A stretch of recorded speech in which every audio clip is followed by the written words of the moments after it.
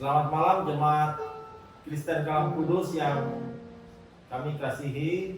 Malam hari ini kita akan memulai ibadah Mesbah Keluarga. Mari kita sama-sama menyanyi dari lagu Bapa Surgawi Memeliharamu.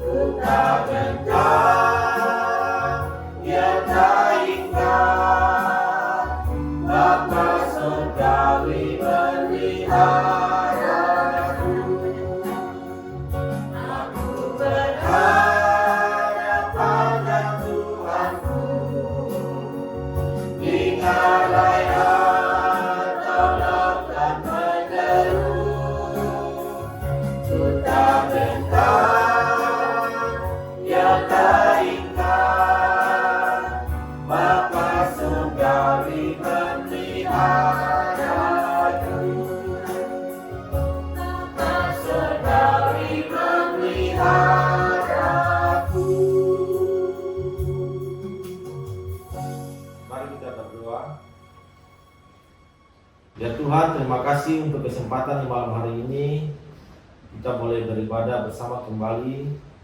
Terima kasih ya Tuhan atas pemeliharaan Tuhan di dalam situasi COVID-19 seperti ini. Tuhan masih menjaga dan memelihara kami. Walaupun banyak masalah yang kami hadapi, tapi kami percaya Tuhan tetap menjaga dan memelihara kami. Kami menyerahkan ibadah kami di malam hari ini ke dalam tangan kasih Tuhan, biarlah Tuhan memimpin dari awal hingga pada akhirnya. Hanya di dalam nama Tuhan Yesus kami berdoa pada Bapa dalam surga. Amin. Kita akan membaca bacaan bertanggapan. Bapa manakah di antara kamu, jika anaknya minta ikan daripadanya, akan memberikan ular kepada anaknya itu ganti ikan? Atau jika ia minta telur, akan memberikan kepadanya kalajengking? Jadi jika kamu yang jahat tahu memberi pemberian yang baik kepada anak-anakmu, apalagi Bapamu yang di surga, Ia akan memberikan Roh Kudus kepada mereka yang meminta kepadanya. Karena Tuhan memberi ajaran kepada yang dikasihinya, seperti seorang ayah kepada anak yang disayangi. Siapa tidak menggunakan tongkat benci kepada anaknya, tetapi siapa mengasihi anaknya, menghajar dia pada waktunya. Jangan menolak didikan dari anakmu. Ia tidak akan mati kalau engkau memukulnya dengan rotan. Engkau memukulnya dengan rotan, tetapi engkau menyelamatkan nyawanya dari dunia hormat. Maka ia akan membuat hati bapak-bapak berbalik kepada anak-anaknya, dan hati anak-anak kepada bapak-bapaknya, supaya jangan aku datang memukul bumi sehingga musnah. Dan kamu bapak-bapak, janganlah membangkitkan amarah di dalam hati anak-anakmu, tetapilah didik mereka di dalam ajaran dan nasihat Tuhan. Hai bapak-bapak, janganlah sakiti hati anakmu, supaya jangan tawar hatinya. Orang benar yang bersih kelakuannya, berbahagia telah keturunannya. Mahkota orang tua adalah anak cucu, dan kehormatan anak-anak ialah nenek moyang mereka. Bagiku tidak ada sukacita yang lebih besar daripada mendengar bahwa anak-anakku hidup dalam kebenaran. Seperti Bapa sayang kepada anak-anaknya, demikian Tuhan sayang kepada orang-orang yang takut akan Dia. Mari kita sama-sama menyanyi pujian seperti Bapa sayang anaknya.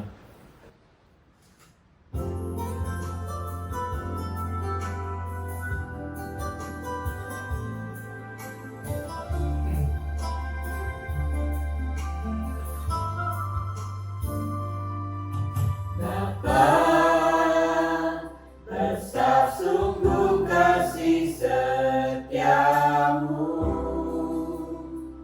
nyata sungguh perlindunganmu, tak satu kuasa mampu pisahkan aku dari kasih-Mu. Ajarku selalu hormati-Mu,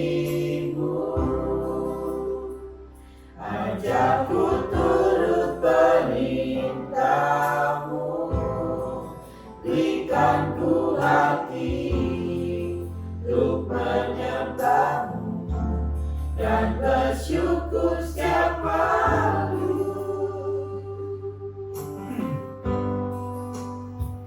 Seperti Bapa sayang anaknya, demikianlah Engkau mengasihiku.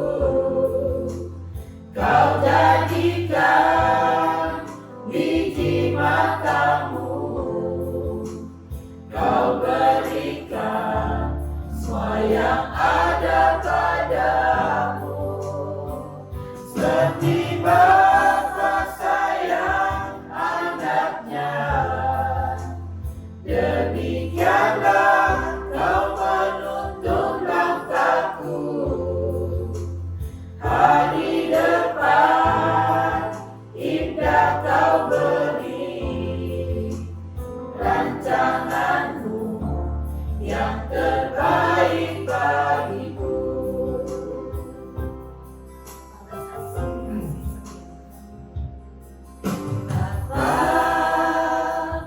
Besar sungguh kasih setiamu, nyata sungguh perlindunganmu, tak satu kuasa mampu pisahkan aku dari kasih-Mu.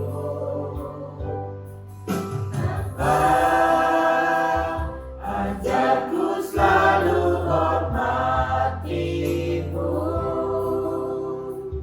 ajarku turut perintah-Mu, berikan ku hati untuk menyembah-Mu dan bersyukur setiap waktu.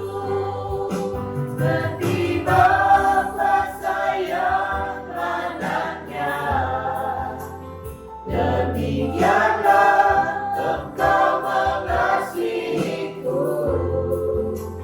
Kau jadikan biji matamu, Kau berikan semua yang ada padamu. Seperti Bapa sayang anaknya, demikianlah Kau menuntun langkahku. Hari depan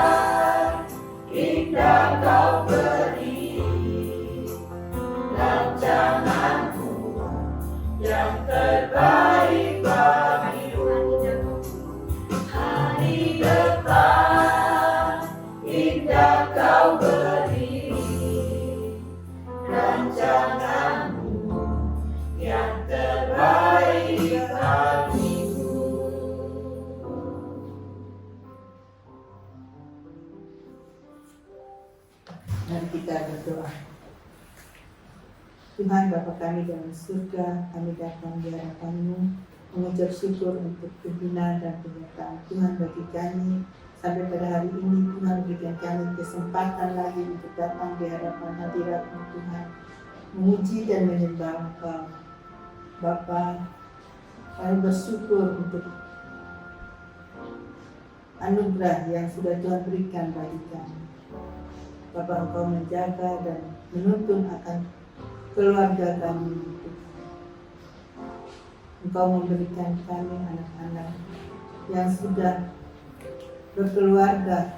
Engkau memberikan tugas bagi seorang bapa untuk bagaimana ia dapat menjadi imam di dalam keluarga, menuntun, mengepalai keluarga, menjadi contoh dan teladan yang baik bagi keluarganya, Tuhan, bagi istri dan anak-anak. Ia boleh bertanggung jawab dan ia boleh menjadi panutan bagi mereka. Bapa, kiranya Tuhan saja yang mau memberikan iman yang teguh bagi anak-anak ini, memberikan mereka kekuatan, memberikan mereka sukacita, damai sejahtera selalu Tuhan, agar supaya apa yang mereka lakukan sesuai dengan kehendak Tuhan.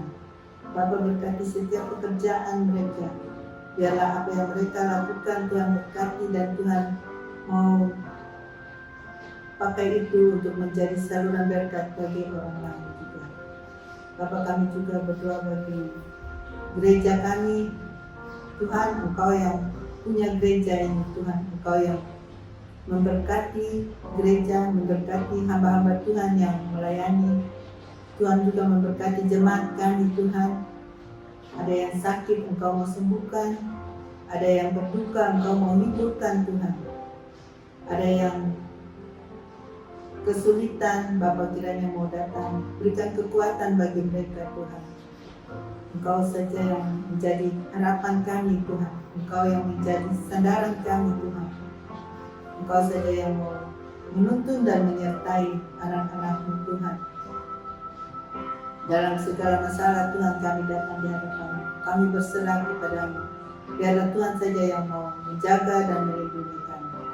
Dalam nama Tuhan Yesus kami berdoa dan mengucap syukur. Amin. Malam hari ini firman Tuhan akan disampaikan oleh hambanya Ibu Sija Ruslanto. Kepada Ibu kami persilakan.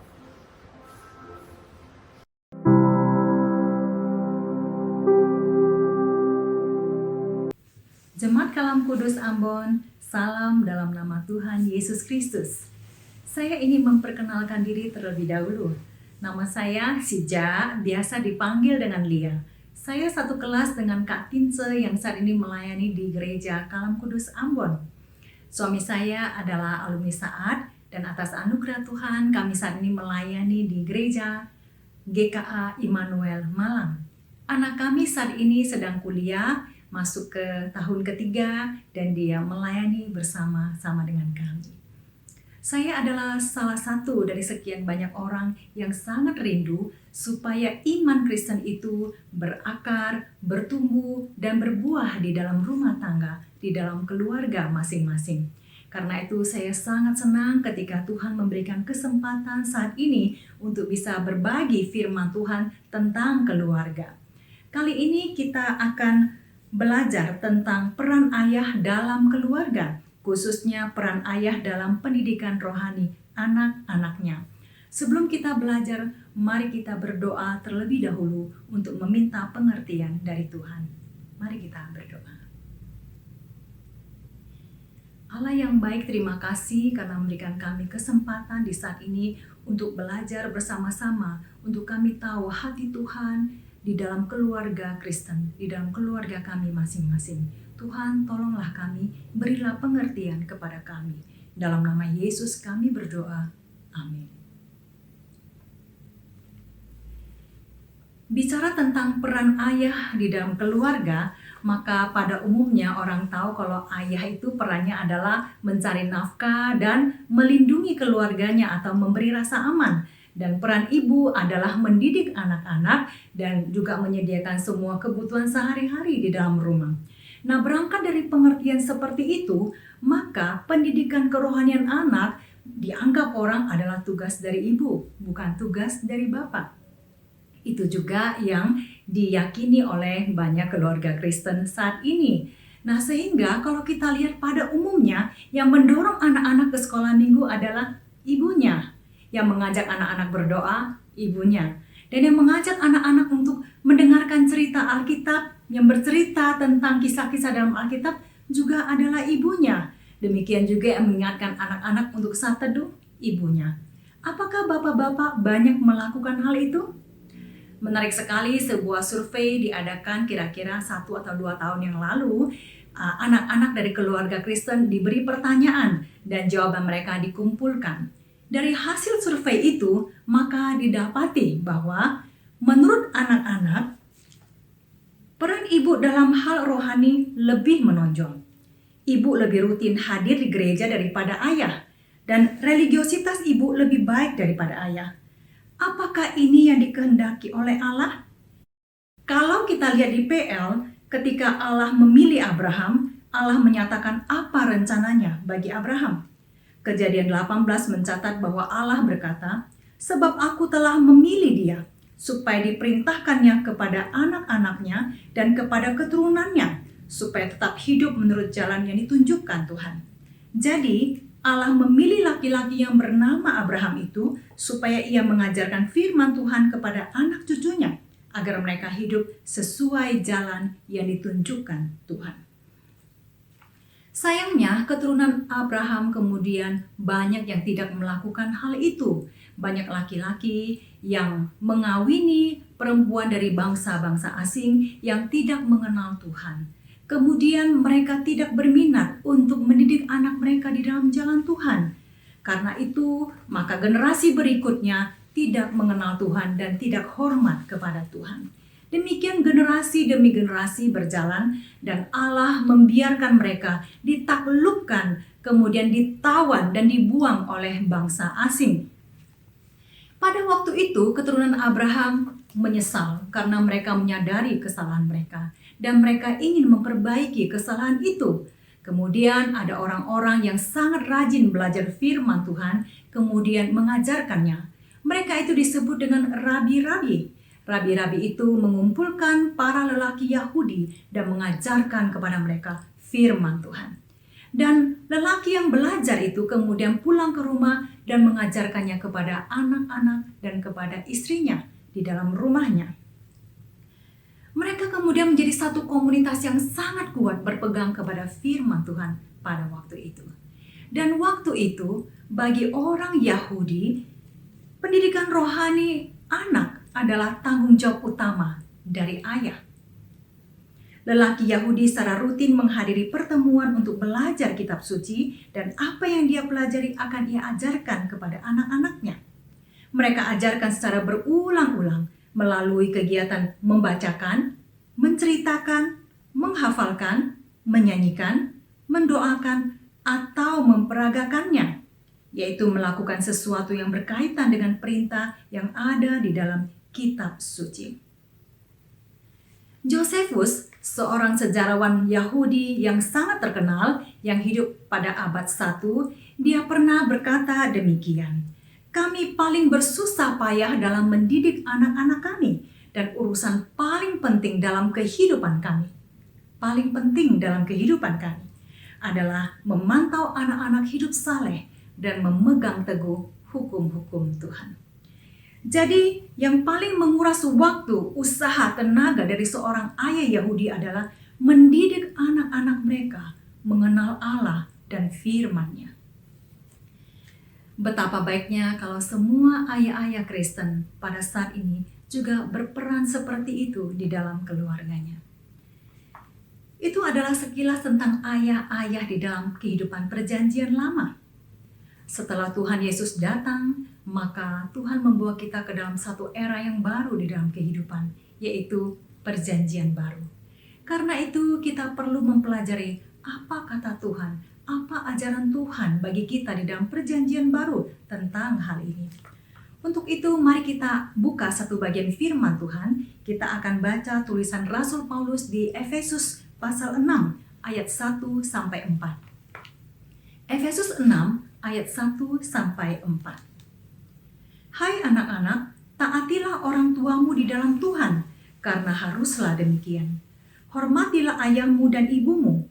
Ini adalah suatu perintah yang penting, seperti yang nyata dari janji ini, supaya kamu berbahagia dan panjang umurmu di bumi. Dan kamu bapak-bapak, janganlah bangkitkan amarah di dalam hati anak-anakmu, tetapi didiklah mereka di dalam ajaran dan nasihat Tuhan. Demikian pembacaan firman Tuhan. Efesus 6 ayat 4 dimulai dengan dan kamu bapak-bapak. Pernyataan Paulus di sini sering menimbulkan pertanyaan, mengapa hanya kaum ayah saja yang disebut di sini, bukan ayah dan ibu? Maka kemudian penafsir-penafsir menjelaskan bahwa ayat ini ditujukan untuk ayah ibu. Bukankah ayah ibu selaku orang tua yang memang harus mengambil tugas seperti itu? Itu tentu merupakan kesimpulan yang baik. Akan tetapi, jika yang Paulus maksud di ayat 4 adalah ayah dan ibu, maka cara menulis Paulus agak janggal. Mari kita lihat istilah yang Paulus pakai pada 2 ayat sebelumnya. Pada ayat 1, Paulus berkata, "Hai anak-anak, taatilah orang tuamu." Orang tua menunjukkan ayah ibu. Dan yang di ayat kedua, "Hormatilah ayahmu dan ibumu." Ini juga menunjukkan ibu bapak. Tetapi di ayat keempat, Paulus berkata, "Dan kamu bapak-bapak." Ini hanya menunjukkan bapak-bapak, tidak ada ibu-ibu. Kalau yang dimaksud Paulus di ayat 4 ini adalah ayah dan ibu, maka dia akan menulis memakai istilah yang menunjukkan itu. Bukankah ia sudah memakainya di ayat 1 dan 2? Dia bisa bilang, "Dan kamu orang tua," atau "Dan kamu ayah ibu." Tetapi Paulus tidak menyebut kedua-dua itu. Dia berkata, "Dan kamu bapak-bapak." Dengan demikian, maksud Paulus di ayat 4 ini memang tertuju kepada para ayah. Jadi, para ayah Kristen sepanjang masa harus memperhatikan baik-baik ayat ini. Tuhan menghendaki para ayah mendidik anak mereka. Namun disayangkan, seringkali didapati bahwa kepemimpinan rohani itu dimiliki atau dipegang oleh ibu, bukan oleh ayah. Jika ibu yang memegang kepemimpinan rohani di rumah, maka dikhawatirkan anak belajar sesuatu tanpa kita sadari. Anak-anak mungkin melihat, menyimpulkan bahwa kehidupan rohani adalah natur perempuan. Pergi ke gereja adalah tugas perempuan. Beribadah adalah tugas perempuan. Ayah boleh pergi ke gereja, boleh tidak. Boleh beribadah, boleh tidak. Boleh hidup dengan kehidupan rohani, boleh tidak. Dengan demikian, bagi seorang anak laki-laki, dia mungkin menyimpulkan bahwa ke gereja terlihat tidak maskulin bagi dia. Kalau dia besar nanti, dia tidak akan ke gereja karena itu yang dilakukan oleh ayahnya.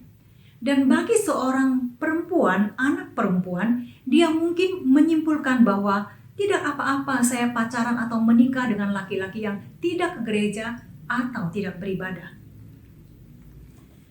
Selanjutnya di dalam Efesus 6 ayat 4, perkataan Paulus dilanjutkan dengan, "Janganlah bangkitkan amarah di dalam hati anak-anakmu." Ketika membaca frasa ini, timbullah pertanyaan, mengapa Paulus menghubungkan kaum bapak dengan amarah? Ada yang berkata bahwa bapak-bapak mempunyai masalah lebih besar dalam pengendalian amarah. Karena itu Paulus menulis demikian. Yang jelas, kekristenan waktu itu tumbuh di masa Greco-Roman, di mana mereka memegang satu prinsip yang namanya patria potestas, atau the power of the father. Di dalam keluarga-keluarga, mereka terkumpul lebih besar dalam lingkup seperti saat ini keluarga inti mereka lebih besar. Maka seorang kepala keluarga, dia akan menguasai bukan hanya anak-anak, tetapi juga cucu dan cicitnya. Dan seorang kepala keluarga, dia mempunyai kekuasaan yang demikian besar, sehingga semua keputusan ada di dalam tangannya. Para ayah yang demikian, mereka memutuskan semua hal di dalam kehidupan rumah tangganya, entah itu pendidikan, makanan, keuangan, pernikahan, bahkan sampai hidup mati anak cucu cicitnya. Seorang kepala keluarga seperti itu, dia bisa menolak kehadiran atau kelahiran seorang anak atau seorang cucu di dalam keluarganya. Jadi bayangkan, dia memutuskan semua hal dan itu tidak ada kata mufakat. Jika itu yang dipraktekkan di dalam keluarga, maka itu akan sangat mungkin menimbulkan amarah di dalam hati anak-anaknya. Apalagi kekuasaan seperti itu tidak ada batas umurnya. Meskipun sudah tua dan pikun, tetap ada di dalam tangannya. Setelah kepala keluarga itu mati, maka barulah anaknya akan naik menggantikan posisinya. Otoritas seperti itu tentunya menekan, sehingga anak-anak bisa timbul kemarahan atau kejengkelan dan juga ingin memberontak. Itu adalah praktek pada masa Paulus hidup dan menulis. Itu tidak lagi dipraktekkan pada saat ini. Tetapi pada saat ini, kepala keluarga tetap dapat menimbulkan kemarahan dengan banyak cara. Misalnya, menegur anak memakai kata-kata sindiran, mengeluarkan kata-kata yang merendahkan anak, memberi janji tetapi tidak ditepati, menghukum tanpa ada peringatan atau larangan sebelumnya, berbicara dengan berteriak, membandingkan anak dengan yang lain, tidak mendengarkan penjelasan anak, tidak memberi kesempatan untuk membela diri, menuntut prestasi anak, menuntut kesempurnaan anak, sampai pada melontarkan ayat-ayat Alkitab sebagai serangan kepada anak. Demikian juga jika orang tua tidak konsisten atau tidak berintegritas. Misalnya, hari ini berpendapat A, besok jadi B. Atau dia mengajarkan anak A, tetapi ia sendiri melakukan B. Itu semua mudah menimbulkan kemarahan di hati anak-anak. Amarah anak-anak terhadap orang tua itu dapat memimpin kepada pemberontakan, baik secara sadar atau tidak, terang-terangan atau tidak. Anak-anak bisa memberontak melawan orang tua dan semua yang berhubungan dengan orang tuanya, termasuk Allah yang disembah oleh orang tuanya. Akibat dari pemberontakan anak terhadap orang tua tidak bisa kita pandang rendah, tidak bisa kita pandang enteng. Karena itu, hai ayah, pergunakanlah wewenang terhadap anak dengan bijaksana, agar jangan sampai membangkitkan amarah anak-anak dengan wewenang atau otoritasmu. Tuhan memberikan otoritas kepada orang tua, khususnya ayah dalam hal ini, untuk dipergunakan selayaknya dan sepantasnya. Itu dipergunakan untuk melayani anak-anak di dalam Tuhan, bukan untuk kepuasan pribadi dari ayah. Otoritas ayah pada akhirnya harus membuat anak-anak memahami otoritas Allah. Kalimat di Efesus 6 ayat 4 diakhiri dengan, didiklah mereka di dalam ajaran dan nasihat Tuhan. Secara umum, orang tua yang baik akan terus mendidik anak mereka supaya mereka mempunyai kehidupan masa depan yang lebih baik. Itu bahkan dilakukan oleh orang tua yang tidak mengenal Tuhan sama sekali. Tetapi itu bukan target Tuhan. Kata mendidik di Efesus 6 ayat 4 ini sama seperti yang dipergunakan di surat 2 Timotius 3 ayat 16. Keduanya menggambarkan sebuah sistem disiplin untuk mengembangkan karakter anak menuju gaya hidup kudus menurut Alkitab. Jadi, Tuhan mau agar para ayah mendidik anak-anak dengan tujuan mencapai hidup kudus. Oleh karena itu, disiplin yang dipakai oleh ayah tidak boleh disiplin sesuka hatinya, tetapi harus disiplin sesuai dengan ajaran Alkitab. Disiplin yang menunjukkan karakter Kristen yang baik. Seorang ayah yang mendidik anaknya seperti itu mempunyai dua tujuan. Pertama, ia berusaha menaati perintah Tuhan. Dan yang kedua, ia berusaha agar anak-anaknya menaati perintah Tuhan. Ayah berperan sebagai pendidik firman tampaknya tidak mudah.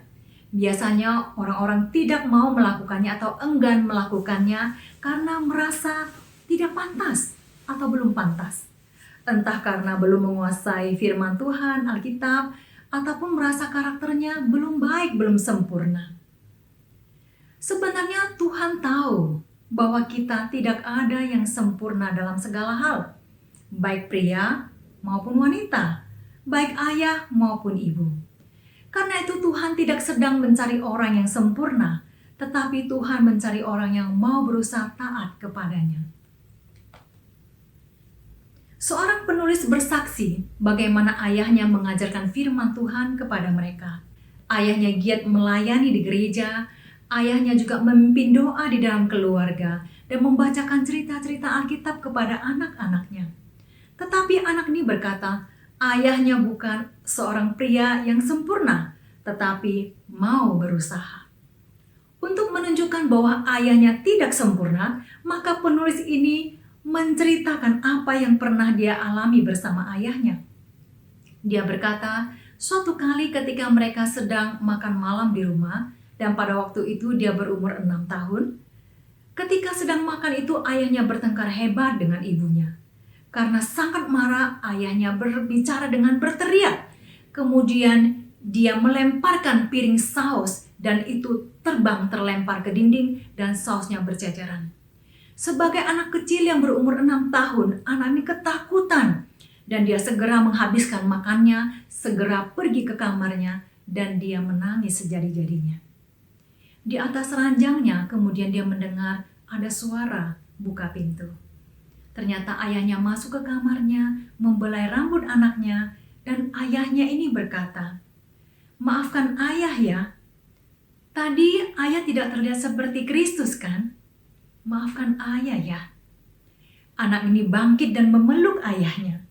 Dan dia berkata, "Ayah saya sangat tidak sempurna, tetapi dia adalah seorang pendidik firman yang sangat baik. Ketika gagal, dia mengakuinya dan dia meminta maaf dari orang-orang yang terluka karena perkataan atau perbuatannya. Ketika dia mengajarkan firman, dia sendiri berusaha untuk menjadi semakin serupa dengan Kristus yang dia ajarkan." Demikianlah seorang ayah yang mau berusaha. Dan itulah sebenarnya yang Tuhan cari. Seorang laki-laki yang demikian untuk mengajarkan firman kepada generasi yang berikutnya. Tadi kita sudah bahas di dalam firman Tuhan bahwa Paulus sedang memberitahu jemaat Efesus bahwa ayah harus mendidik anak mereka dengan baik di dalam firman Tuhan. Paulus menegaskan bahwa itu adalah tanggung jawab di atas pundak laki-laki sebagai kepala keluarga. Saya sendiri sangat percaya bahwa ketika Tuhan menuntut hal itu, maka Tuhan sudah memperlengkapi para pria dengan sesuatu yang membuat dia bisa memberi pengaruh yang begitu besar kepada anak-anaknya. Sebab Tuhan tidak mungkin meminta sesuatu yang tidak ada pada manusia. Nilai penting pendidikan orang tua bagi anak-anaknya sudah lama disoroti, sudah lama dievaluasi oleh para ahli. Tetapi khusus untuk keterlibatan atau peran ayah di dalam kehidupan anak-anaknya, itu baru mulai disoroti pada tahun 1960-an, setengah abad yang lalu. Para peneliti kemudian melihat bahwa anak-anak yang dibesarkan dengan keterlibatan aktif, kehadiran yang nyata dari seorang ayah, mereka menunjukkan perkembangan dan pertumbuhan yang sangat baik. Dan mereka sangat sedikit mengalami masalah psikologis maupun masalah sosial. Ada seorang penginjil yang bernama Bill Glass. Selama 25 tahun dia melayani di penjara pria. Dan dia memberikan penyuluhan hampir setiap minggu. Bill Glass berkata, dari semua tahanan yang dia temui, tidak ada satupun yang sungguh-sungguh mengasihi ayah mereka. Dan 95% dari tahanan yang ada di bawah ancaman hukuman mati, mereka menyatakan mereka benci ayah mereka.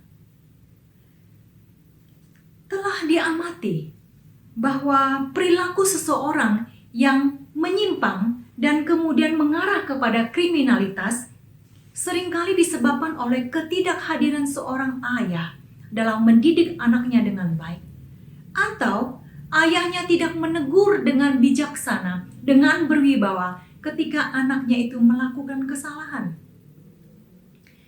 Para pria harus sadar bahwa Tuhan sudah menaruh satu citra yang sangat besar di dalam dirinya untuk memberikan pengaruh besar kepada anak-anak. Karena itu Tuhan menuntut supaya itu dipergunakan untuk mendidik anak-anak mereka di dalam Tuhan. Dan satu hari nanti Tuhan akan datang mengadakan perhitungan kepada semua ayah, kepada para ayah. Karena itu, marilah kita sadar akan hal ini. Jika saudara adalah ayah yang sudah sedang berusaha melakukan perintah Tuhan ini, maka giatlah, teruslah berjuang dan mengandalkan Tuhan. Jika saudara adalah ayah yang belum melakukan hal ini, mari minta ampun kepada Tuhan dan minta tolong kepada Tuhan supaya dapat segera memulainya. Di dalam Tuhan tidak ada yang terlambat. Dan kemudian jika kita mengalami kegagalan, ingat, minta ampun kepada Tuhan, kemudian akui dan mintalah maaf kepada orang-orang yang terluka karena kita. Dan bagi saudara-saudara yang ingin membagikan firman Tuhan ini kepada para ayah yang lain, berdoalah terlebih dahulu, minta hikmat kepada Tuhan, baik bagi saudara sendiri maupun bagi ayah-ayah yang akan mendengarkan sharing saudara. Tuhan pasti senang dan Tuhan pasti memberkati saudara. Mari kita berdoa. Tuhan, terima kasih karena memberikan kami keluarga-keluarga, dan terima kasih menyadarkan kami melalui firman-Mu bahwa Tuhan memilih kami dan membentuk keluarga karena Tuhan mau para ayah sungguh mendidik anak mereka di dalam Tuhan dan menjadikan itu tugas utama di dalam kehidupan mereka. Tuhan, tolonglah supaya semua ayah-ayah Kristen tahu akan hal ini, sadar akan hal ini, dan mengandalkan Tuhan untuk melakukan hal ini. Terima kasih Tuhan, dalam nama Yesus kami berdoa. Amin.